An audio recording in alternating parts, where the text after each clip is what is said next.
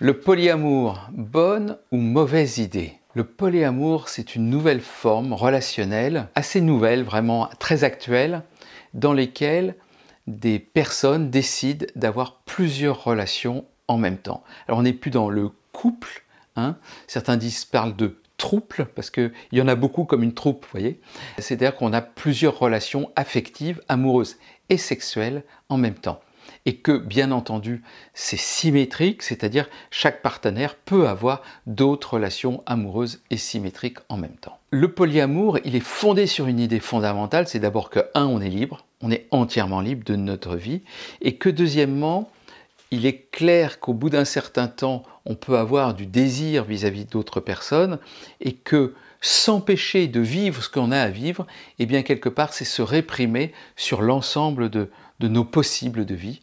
Et le troisième, c'est que notre cœur est bien plus ouvert que de se focaliser sur une seule personne. Moi, philosophiquement, j'adore le polyamour. Et ça fait quelques années que je m'intéresse à cette question-là, parce qu'il est facile de se dire soi-même polyamoureux. Je pense pour beaucoup d'hommes, on se dit facilement polyamoureux. Sauf que la grande difficulté, c'est pas tellement soi-même de pouvoir avoir plusieurs relations, mais c'est est-ce qu'on accepte d'abord que notre partenaire ait plusieurs relations. Donc ça met en évidence au centre de la relation de couple au départ, hein, ça met au centre de la relation l'enjeu de ce qu'on appelle la jalousie. C'est-à-dire qu'est-ce que ça signifie si mon ou ma partenaire va avec quelqu'un d'autre? Qu'est-ce que je vais vivre? Qu'est-ce que je vais ressentir? Pour beaucoup de personnes, le ressenti est tellement terrible, tellement dur à vivre, que de toute façon on préfère ne pas vivre ce genre de choses. Donc on préfère restreindre sa propre liberté plutôt que l'autre ait sa liberté. Vous comprenez la situation? Je préfère vivre à deux, j'ai exagéré, hein, mais je préfère vivre à deux dans une petite maison, hein, que vivre à plusieurs dans un grand château. Parce que dans le grand château, j'ai peur. Je ne vais pas être bien. Et je le comprends tout à fait, ce genre de situation. Pourquoi? Parce que la jalousie, ou en tout cas ce sentiment d'abandon, d'être abandonné, d'être rejeté, trahi, etc., tous ces sentiments de blessures personnelles que l'on peut avoir dans le cadre où notre partenaire va avec quelqu'un d'autre, eh bien ce genre de choses est très profond dans l'être humain. Moi, j'ai tendance à penser vraiment que nous sommes jaloux presque biologiquement, si j'ose dire. Donc, ça suppose que pour passer au polyamour, il va falloir traverser des couches naturelles de jalousie. Et ces couches-là, c'est très difficile à traverser. Donc, si ce n'est pas pour vous le polyamour, vous le savez tout de suite si ce truc-là est trop dur. Maintenant, si pour vous, vous dites « ouais, ok, ça va être un peu dur, mais je suis prêt à tenter l'aventure », il faut savoir qu'il y a beaucoup d'enjeux derrière. Et ces enjeux de transparence, de clarté, de discussion, de prise en compte de l'autre, qui vont amener à passer beaucoup de temps à discuter, à peaufiner, à savoir où vous en êtes. Est-ce que c'est OK pour vous? Est-ce que c'est OK? Voilà, pour vous, pour l'autre. Est-ce que vraiment vous pouvez vous accorder sur ce qui est en train de se passer? Comment mettre les préférences, les priorités?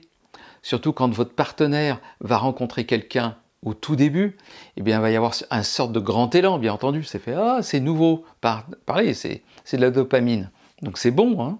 Donc la personne, c'est fantastique. Et puis là, vous êtes, eh ben oui, avec moi, c'est moins bien. Donc c'est vachement difficile à vivre. Et c'est l'enjeu du polyamour, c'est vraiment quelque chose qui suppose, à la base, une énorme conscience. Si vous n'avez pas une énorme conscience de vos propres fonctionnements, si vous n'êtes pas capable de parler à l'autre de vos ressentis sans accuser l'autre de tout ce que vous vivez de négatif, eh bien, n'allez jamais dans le polyamour. Parce que ça va être toujours de la faute de l'autre et ça sera insupportable et vous allez vous taper dessus en permanence. Donc, le polyamour, c'est que pour des personnes, ce que j'appelle conscientes. Et conscientes, ça veut dire qu'ils sont capables de prendre pour elles, je dirais 100% de la situation. C'est-à-dire de dire, ok, c'est difficile pour moi quand je vois mon partenaire avec quelqu'un d'autre, mais c'est mon problème à moi que ce soit difficile. Attention, j'ai pas dit ça à l'envers. J'ai pas dit, vous pouvez aller voir quelqu'un et puis si c'est difficile pour votre partenaire, c'est son problème. Non, non. C'est pas ça que j'ai dit. J'ai dit, si vous avez cette difficulté, c'est 100% pour vous, prenez-le. Si maintenant vous allez à quelqu'un d'autre et que l'autre, votre partenaire, a du mal, alors à ce moment-là, discutez-en.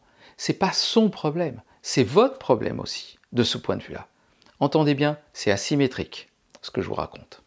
Donc, maintenant, quand vous êtes bien d'accord là-dessus, c'est que vous allez entrer dans des espaces où vous allez rencontrer de la souffrance. À ce moment-là, le polyamour va aussi vous permettre d'avancer un peu plus. Parce que comme vous rencontrez de la souffrance, vous allez travailler sur des tas de blessures intérieures. Et vous n'avez pas fait ça pour ça, mais en fait, quelque part, c'est ça qui va arriver. Et l'autre difficulté, bizarrement, c'est quand vous allez voir quelqu'un d'autre. Il y a quelqu'un de polyamoureux qui m'a dit, en fait, c'est plus difficile pour moi quand je vais voir quelqu'un d'autre, parce que j'ai plein de culpabilité vis-à-vis de ma partenaire habituelle, ma compagne habituelle, parce que je lui ai raconté, je lui ai dit, mais en fait, j'ai plein de culpabilité parce que je ne sais pas si... Elle m'a dit que c'était OK, mais à quel point c'est OK, quand même c'est OK.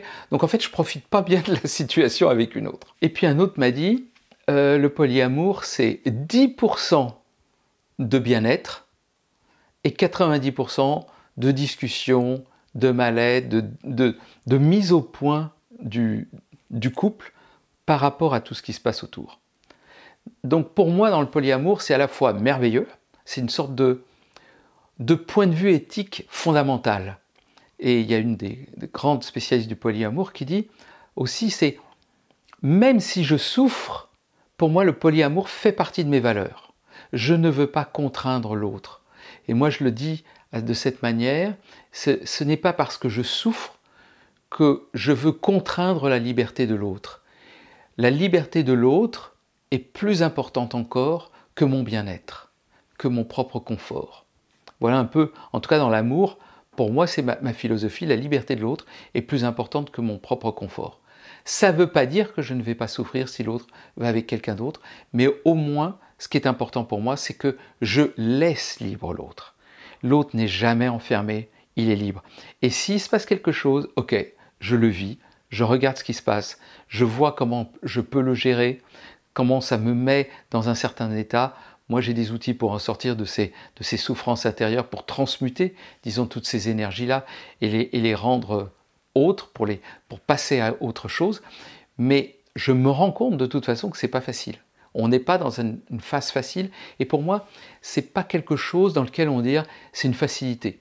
J'entends des hommes et des femmes qui sont moyennement engagés dans toutes leurs relations et qui disent « moi je suis polyamoureux », mais en même temps je ne les sens pas vibrer. C'est-à-dire je suis polyamoureux parce qu'en fait je ne suis jamais amoureux en fait. Et ça oui c'est facile dans ces cas-là. Si je ne vibre pas pour des personnes, c'est facile d'être polyamoureux puisque je suis poly non vibratoirement. Donc vraiment le polyamour c'est quelque chose de très engageant, de puissant, de passionnant. C'est une aventure moderne. Mais il faut savoir que c'est pas waouh, c'est cool man, ça va être vachement facile dans tous les cas. Non, non, vous allez rencontrer des difficultés. Et vous allez me dire, bah ouais, mais quand je vous entends, je suis bien content d'être monogame, mono-amoureux et que surtout l'autre n'aille pas voir ailleurs. Mais croyez pas que ce soit mieux. Parce que dès que vous êtes monogame, vous avez deux problèmes qui vont arriver immédiatement. Un, c'est la lassitude qui va se créer et l'impression d'emprisonnement. Il y aura toujours un des deux qui aura cette impression-là à un moment donné ou à un autre. Et la deuxième chose, c'est qu'il y aura l'adultère. Car l'adultère, malheureusement, fait partie du couple. Vous le savez, depuis tous les vaudevilles, on dit toujours il y a le couple, mari et la femme et l'amant ou la maîtresse. On ne le dit pas assez, mais chaque fois que deux personnes se mettent ensemble pour la vie, eh bien en fait, vous pouvez imaginer qu'à un moment donné, dans leur histoire, il y aura un amant ou une maîtresse. C'est comme dans la chanson de Jacques Brel sur les vieux amants. Bien sûr qu'elle a eu d'autres amants, il faut bien que les corps exultent. Ça veut dire que ça fait partie de l'histoire à un moment donné. Vous ne pouvez pas l'ignorer. Donc, même si vous croyez tranquille en monogamie, eh ben, détrompez-vous, vous n'êtes pas tranquille, parce qu'il y aura toujours le problème de la jalousie qui reste en suspens, le problème de la liberté qui reste en suspens, et donc, ça veut dire que vous n'êtes pas exempt de ce travail-là. Donc si vous entrez dans un choix soit polyamour, soit mono-amour, mono-relation, sachez que en même temps, il y a des enjeux qui vous dépassent, qui nous dépassent, qui sont des enjeux du monde relationnel moderne, où les relations peuvent se faire et se défaire très facilement, car nous sommes maintenant, on n'a plus de pression sociale pour rester 30 ans ensemble, on se met ensemble par amour, bah ouais, mais l'amour ça peut bouger, ça peut changer, donc qu'est-ce que l'on rajoute, qu'est-ce que l'on met en plus, quelle est la conscience et l'autre forme d'amour que l'on va mettre dans notre couple pour pouvoir avancer ensemble. Donc qu'on soit monogame, qu'on soit polyamoureux, il va falloir nécessairement à un moment donné ou à un autre que vous mettiez devant vous les enjeux du couple, devant vous la question de la relation et de l'engagement et de votre liberté, de votre jalousie. C'est ainsi, c'est nos difficultés, c'est la vie. Si vous êtes intéressé par cette vidéo, si vous avez des questions, des réponses, des témoignages surtout, bien entendu parce que vous avez des expériences qui sont différentes des miennes et différentes même des personnes que j'ai côtoyées, ça m'intéresse, postez des commentaires ci-dessous, je répondrai avec plaisir. Si vous êtes intéressé par la sexualité, je pense que vous l'êtes, j'ai un livret pour vous qui s'appelle « Les 7 secrets de la sexualité des couples heureux », qu'il suffit simplement que vous cliquiez sur le lien qui se trouve dans le champ de description ci-dessous ou qui se trouve à la fin de cette vidéo. Donc téléchargez-le, il y a plein d'informations sur justement la sexualité pour vivre de manière harmonieuse une sexualité dans un couple qui dure. N'hésitez pas non plus à vous abonner à cette chaîne et j'espère qu'on va se retrouver très vite sur de nouvelles vidéos.